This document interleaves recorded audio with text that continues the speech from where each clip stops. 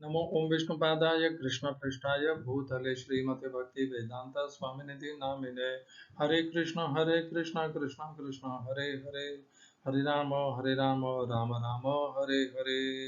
श्रील ऐसी भक्ति वेदांत स्वामी प्रभुपाद की जय। आचार्य महात्मा गांधी जी की जय।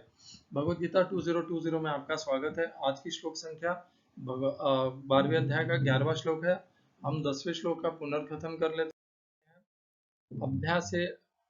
अभ्यासेऽप्यसमर्थोऽसि मत्कर्म परमो भव मदर्थमपि कर्माणि कुर्वन् सिद्धिमवाप्स्यसि।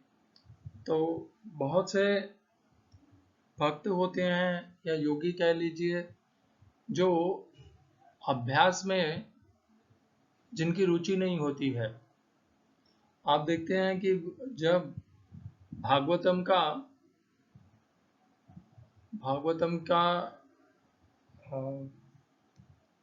की व्यवस्था की जाती है, तो कुछ तो भक्त होते हैं जो उसका श्रवण करने के लिए वहां पे बैठ जाते हैं, श्रोता जिन्हें कहते हैं।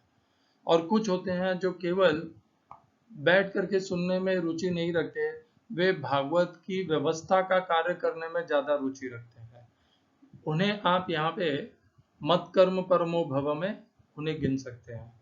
एक तो है कि जो अभ्यास करना चाहते हैं, श्रवण करना चाहते हैं, वे हैं अभ्यास करने वाले योगियों में से। और जो भगवान के लिए केवल कर्म करने में विश्वास रखते हैं, जिनकी उसी में रुचि और प्रिय, जो उन्हें वही प्रिय लगता है, वे मत कर्म परमो भव में आ जाते हैं। मदर्थम अपि कर्माणि कुर्वन् सिद्धिम अवाप्स्यसि। जो भगवान के लिए कर्म करते हैं, वे भी सिद्धि, सफलता, श्रेय, भगवान के धाम को प्राप्त कर लेते हैं, स्वयं भगवान को प्राप्त कर लेते हैं। तो भगवान के लिए कर्म करना भी उतना ही महत्वपूर्ण है जितना भगवान के नाम का जप करना या किसी अन्य प्रकार का अभ्यास करना या भगवान के कथा का श्रवण करना। इन सब के तुल्य ही है वह भी भगवान के लिए कर्म करना। तो यदि आपकी भी रुचि भगवान के नाम को जपने में नहीं है, तब आप यह कर सकते हैं। सबसे सरल विधि और जो सबके लिए करने योग्य है और जो सबसे ज्यादा प्रभावशाली है, वह तो नाम जप ही है। और नाम जप भी अभ्यास ही है, अभ्यास योग। यहां पर भी देखिए, अभ्यास योग नहीं लिखा है भगवान ने, बट अभ्यास। इस अभ्यास का पिछले वाले श्लोक से संदर्भ है, इसीलिए यहाँ पर इसे अभ्यास योग ही समझना चाहिए। भगवान के लिए कर्म करते हैं, भगवान के लिए हम किसी से दान मांगने जाते हैं, भगवान के किसी कार्यक्रम की व्यवस्था में संलग्न होते हैं, उस व्यवस्था में पूरी दृढ़ता से, पूरे अपने तन मन धन से उसमें कार्यरत होते हैं। ये सब भगवान के लिए कर्म करना है। दान देना उतना कम नहीं है जो सीधे सीधे शरीर से कर्म करना है। दान दे करके व्यक्ति वह पुण्य नहीं पा सकता है जो पुण्य वह भगवान के लिए कर्म करके पा सकता है। दान करना थोड़ी नीचे की श्रेणी में आ जाता है। भगवान के लिए सीधे सीधे व्यवस्था में सहयोग करना और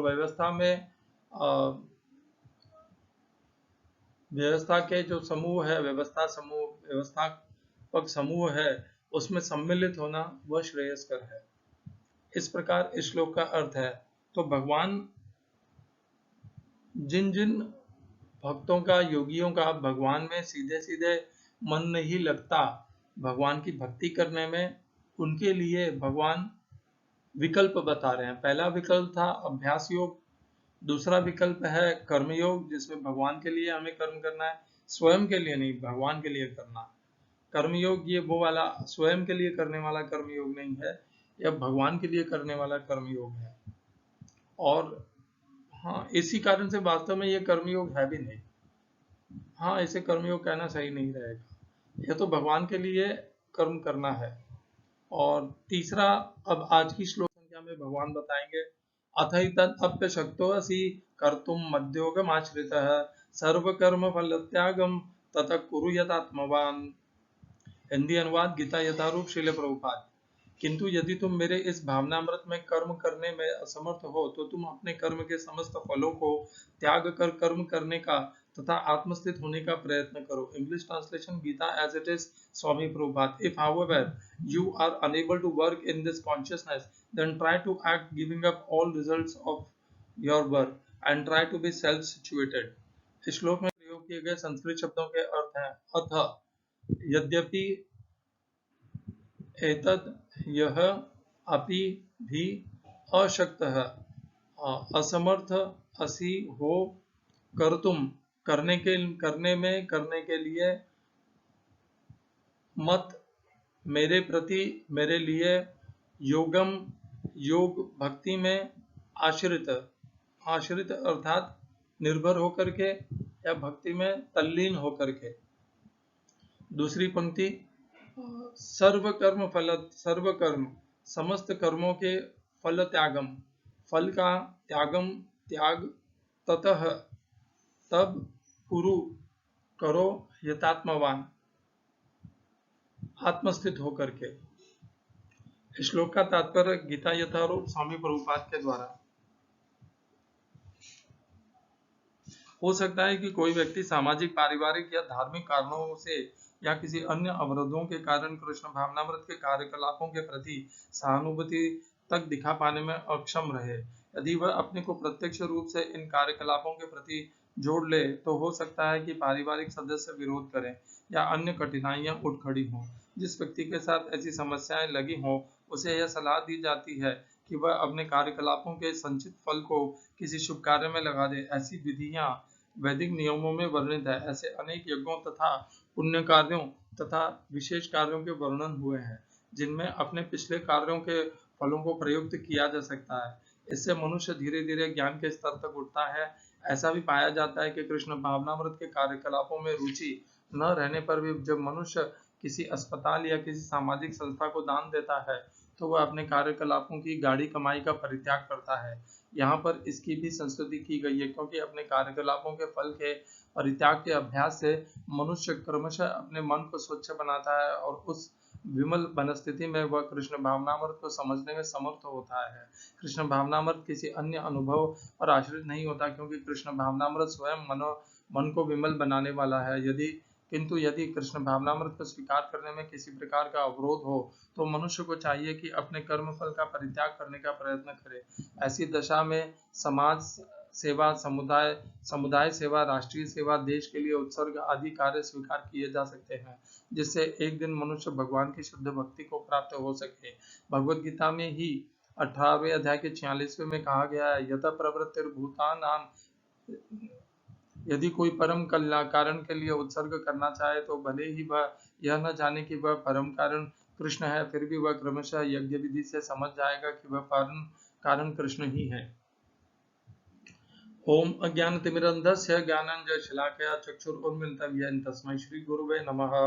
एकं शास्त्रं देवकीपुत्र गीतम्, एको देवो देवकीपुत्र एव, एको मंत्रस्तस्य नामानि यानि, कर्माप्येकं तस्य देवस्य सेवा। हरे कृष्णा। तो पिछले श्लोक में भगवान ने बताया था कि यदि तुम अभ्यास योग एक जगह बैठ करके अभ्यास करने में असमर्थ हो और तुम बहुत ज्यादा उत्साह पूर्वक वाले हो, उत्साही हो और अद्भुत शक्ति है तुम्हारे अंदर और तुम स्थिर बैठ ही नहीं पाते अभ्यास योग में, तो कर्म योग में लगो। मेरे लिए कर्म करो, अपने लिए कर्म मत करो, मेरे लिए। मदर्थम अपि कर्माणि कुर्वन् सिद्धिम अवाप्स्यसि। तो भगवान के लिए कर्म करने के लिए भगवान आदेश देते हैं, स्वयं के लिए कर्म करने के लिए नहीं। तो ये भगवान ने आदेश दिया था पिछले श्लोक में। इस श्लोक में भगवान अब यदि कोई भक्त कहता है कि ना तो मैं अभ्यास योग एक जगह बैठ करके करने में समर्थ हूँ और ना ही मैं आप अर्थात भगवान के लिए कर्म करने में सक्षम हूँ, तो अब भगवान तीसरा मार्ग बता रहे हैं। ऐसे भक्तों के लिए, ऐसे योगियों के लिए भगवान कहते हैं अतः अब अशक्त असि, अशक्त असमर्थ है यदि तू कर्तुम मद्योगम आश्रित है, मेरे आश्रित होकर के योग करने के यदि तू असमर्थ है इसके लिए, तो सर्व कर्म फल त्याग तथा कुरु यथात्मवान। तो भगवान कहते हैं तू जो कुछ भी कर्म कर रहा है भले अपने लिए ही कर, यदि तू भगवान के लिए नहीं कर रहा है, मतलब इसकी भगवान में ऐसे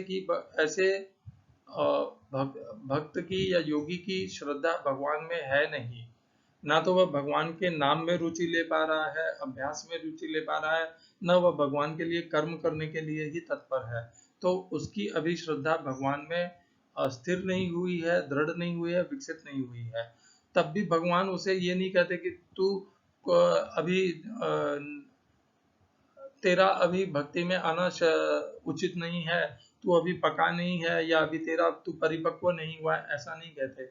भगवान ऐसे भक्तों के लिए भी अपनी दयावश एक मार्ग निकालते हैं। भगवान कहते हैं ठीक है, अभ्यास भी मत कर, कर्म मेरे लिए कर्म भी मत कर, कोई बात नहीं, तू अपने लिए ही जो कुछ भी कर रहा है उन कर्मों के फलों को त्याग कर दे। यहाँ तक भगवान ने ये तीसरा मार्ग बता दिया कि जो कुछ भी तू कर्म कर रहा है, स्वयं के लिए भी कर रहा है, उन सब में जितने भी कर्म के फल उत्पन्न होने वाले हैं उनको त्याग दे। सर्व कर्म फल त्यागम तत कुरु यथात्मवान। इस प्रकार तू अपने मन और बुद्धि को दृढ़ता से नियंत्रण करने में लग जा। देखिए, कर्म के फलों को त्यागने के लिए मन और बुद्धि को अत्यंत दृढ़ता से, धैर्य से नियंत्रण में करना होगा। जीवन भर हम इसी प्रकार और इसी पद्धति से कर्म करते आए हैं कि कर्म करने से जो कुछ भी लाभ होगा वह उसी लाभ के हेतु, उसी लाभ को प्राप्त करने की इच्छा से प्रेरित होकर के हम कर्म करते आए हैं।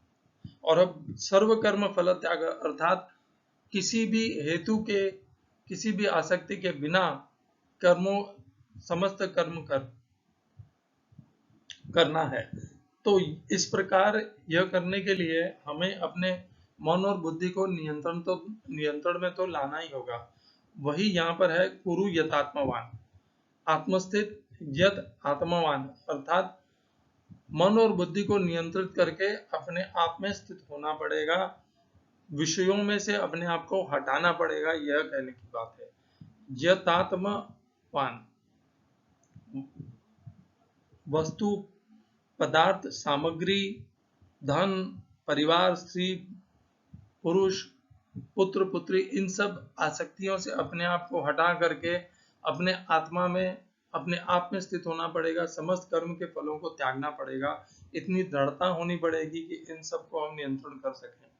तो यह भी एक मार्ग है जो भगवान ने उन लोगों के लिए बताया जिनको ना तो भगवान के नाम में श्रद्धा है, न भगवान के लिए कर्म करने में भी उनकी कोई रुचि है। अभी उनका झुकाव भगवान के लिए विशेष करके हुआ नहीं है। तो ऐसे मनुष्य जो अभी भी भगवान के प्रति नहीं, जिनका झुकाव है, उनके लिए भगवान ने यह मार्ग खोल दिया कि वे अपने कर्मों के फलों को कर्मों को करते हुए उनके समस्त फलों को त्याग दें, तब भी वे सफलता को प्राप्त हो जाएंगे, भगवान को प्राप्त हो जाएंगे। वैसे यहाँ पर यह लिखा नहीं है, किंतु उनको भी यही प्राप्त होगा, यह अगले श्लोक में भगवान अच्छे से स्पष्ट कर देंगे। तो हम में से भी बहुत से ऐसे लोग हैं, हम देखते हैं कि बहुत से लोग भगवान नाम जप नहीं कर पाते हैं, बहुत से लोग भगवान के लिए भी कर्म करने का भाव नहीं रखते, परंतु वे समाज सेवा में रखते हैं। यदि वे समाज सेवा और समुदाय सेवा स्वयं के मान, पद और इनके लालच और लोभ में आकर के करते हैं, तब तो वह व्यर्थ है। किंतु यदि वह समुदाय और इनकी सेवा किसी फल के प्रति समस्त फलों के प्रति अनासक्त होकर के करते हैं, तो उसके लिए उन्हें अपने मन बुद्धि को अच्छे से नियंत्रित भी करना होगा, और उसी भाव और कारण के कारण उन्हें सिद्धि भी प्राप्त होगी। हमने ऐसे अनेकों भक्त देखे हैं, देख करके हम उन्हें मूर्ख भी बोलते हैं कि देखो लगे हैं अपने करने में। तो हमें इस प्रकार उन्हें मूर्ख नहीं कहना चाहिए, क्योंकि वे भी जो विधि कर रहे हैं वह भगवान के द्वारा उसे स्वीकृति प्राप्त है। और वह उनकी वह योग साधना व्यर्थ नहीं जाएगी। कर्म के फलों को त्यागना भी एक प्रकार की योग साधना है। तो दूसरे अध्याय में भगवान इसी कर्मयोग की व्याख्या कर रहे थे। कर्मयोग क्या है? कर्मों के फलों को त्यागना ही कर्मयोग है। तो यह हम पे जो भगवान कर रहे हैं कर्म फल त्याग, तो वह और कुछ नहीं है, वह कर्मयोग है। इसीलिए पिछले श्लोक में जब भगवान कहते हैं मेरे लिए कर्म कर, तो उसे मैं कर्मयोग नहीं मानता, क्योंकि भगवान के लिए कर्म करना तो कर्मयोग है ही नहीं।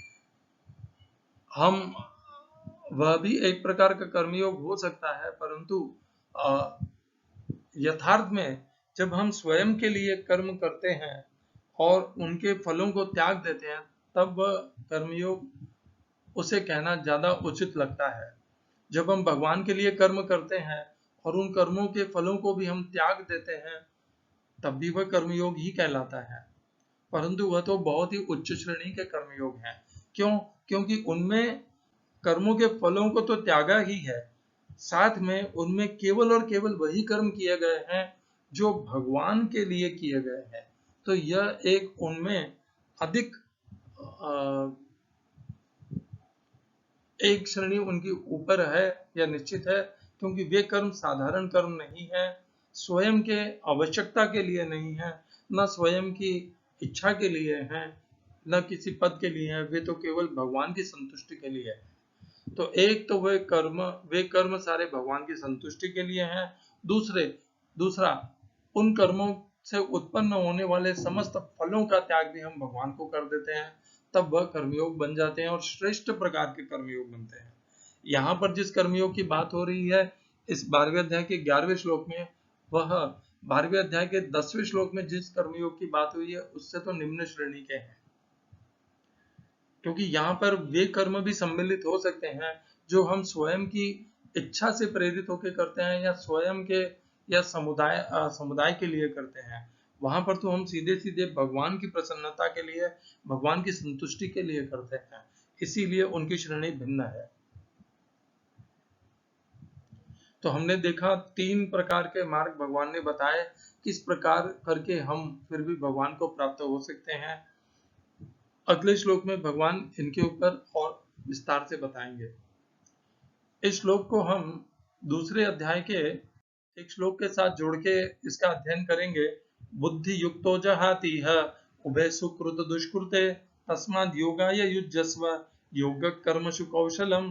तो देखिए, जो बुद्धि योग में स्थित है वह क्या करता है, वह कर्म करते हुए उन कर्मों से उत्पन्न होने वाले सुकृत्य और दुष्कृत्य कर्म तथा कर्म के फलों दोनों को त्याग देता है।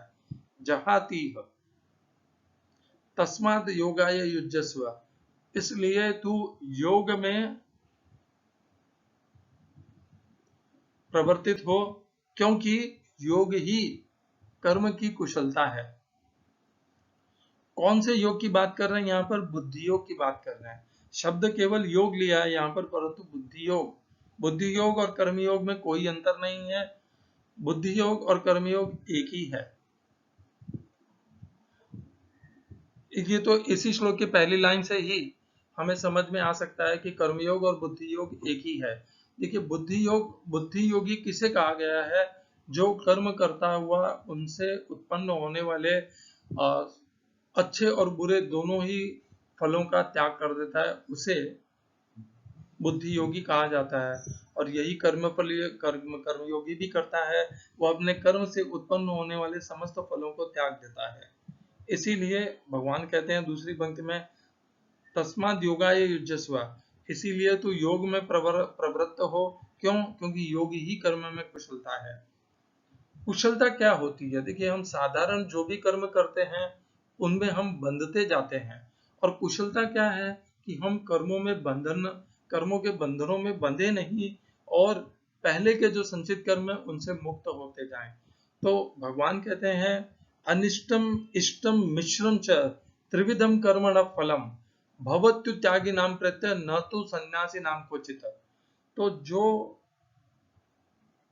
अनिष्टम अनिष्टम अर्थात अप्रिय, इष्टम अर्थात प्रिय, मिश्रम अर्थात इन दोनों का मिला जुला, अनिष्टम इष्टम मिश्रम च त्रिविधम कर्मण फलम, ये 3 प्रकार के कर्म के फल होते हैं।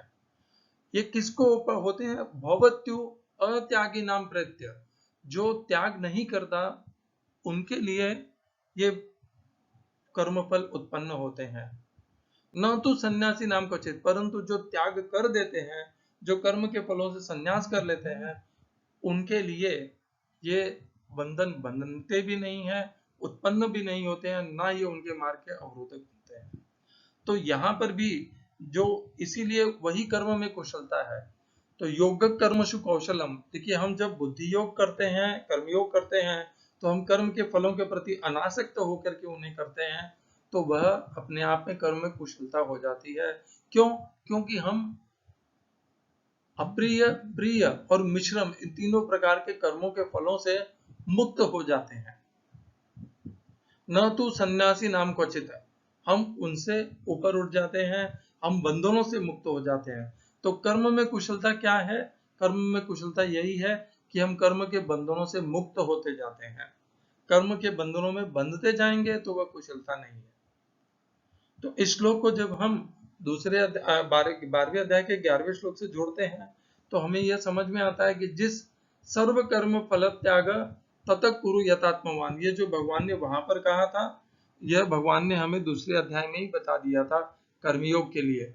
वही कर्मयोग है और वही यहाँ पर सर्व कर्म फल त्याग करके उसको भगवान ने कहा। और कर्मयोग का भी भगवान ने यही अंत प्रदान किया है कि वह भगवान को ही प्राप्त होते हैं। कर्मयोगी भी दूसरे अध्याय का के 72वें श्लोक में, इस अध्याय के अंत के श्लोक में भगवान कहते हैं ऐसा नहीं, भगवान कहते हैं, तो दूसरे अध्याय के 71वें श्लोक में भगवान कहते हैं विहाय कामान्य सर्वान् पुमान् शरति निस्पृह निर्ममो निरहंकारः स शांतिम् अधिगच्छति। और 72वें अंतिम श्लोक में ऐसा ते अभिहिता सांख्ये बुद्ध नहीं, ऐसा ब्राह्मी स्थिति पार्थ नैनां प्राप्य विमुह्यति स्थित्वा श्याम अंत काले अपि ब्रह्म निर्वाणम रक्षति, कि ये ब्रह्म की स्थिति है, कर्म के फलों के प्रति अनासक्त होना। स्वयं भगवान श्री कृष्ण भी जब कर्म करते हैं तो उनके फलों के प्रति अनासक्त होकर के करते हैं, इसीलिए ये ब्रह्म की स्थिति है। और एक बार इसे जो प्राप्त कर लेता है वह पुनः मोहित नहीं होता। नैनां प्राप्य विमुह्यति स्थित्वा सामंत काले, यदि कोई अपने अंत काल में भी इस स्थिति में स्थिर हो जाता है तो वह भगवान श्री कृष्ण को प्राप्त कर लेता है। ब्रह्म निर्वाणम और भगवान श्री कृष्ण ये भिन्न भिन्न नहीं है, दोनों एक ही है। तो यह था इस श्लोक का अर्थ। दूसरे अध्याय के 50वें श्लोक को, इसको जब हम जोड़ते हैं 12वें अध्याय के 11वें श्लोक से, तो हमें यह समझ में आता है कि यहाँ पर भगवान जो सर्व कर्म फल त्यागम की बात कर रहे हैं, यह वही बुद्धि योग है, यह वही कर्म योग है जिसको भगवान ने दूसरे अध्याय में भी कहा, और तीसरा अध्याय भी इसी के ऊपर है, कर्म योग। हरे कृष्णा। श्रील एसी भक्ति वेदांत स्वामी प्रभुपाद की जय। महात्मा गांधी जी की जय।